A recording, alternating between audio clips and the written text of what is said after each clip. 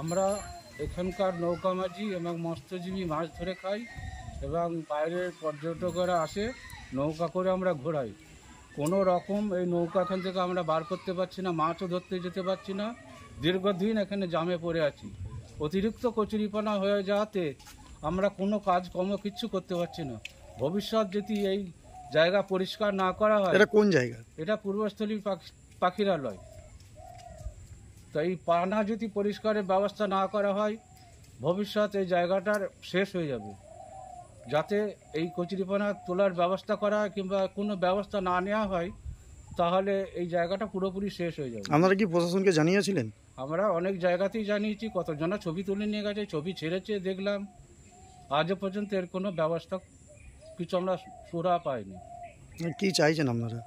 যাতে এই জায়গাটাকে সকলেই সাহায্য করে যদি পরিষ্কার পরিচ্ছন্ন রাখে, তাহলে এই জায়গাটারও নাম থাকবে আর বাইরের লোকজন এসেও শান্তিভাবে ঘুরতে এই পারবে। পানার কারণে কি পাখির কোনো ক্ষতি হয়? পাখি এরকম পানা ভর্তি হয়ে থাকলে পাখি দেখানোও যাবে না, আর পাখি আসা কমেও যাবে, বসার জায়গা পাবে। এখানে কোথায় কোথা থেকে পর্যটক আসে? কলকাতা থেকে এবং বাইরের বিদেশি এখানে এসে আসে, আচ্ছা, কতজন নৌকা ফরেনার এখানে এখানে চালান? লোক আসে।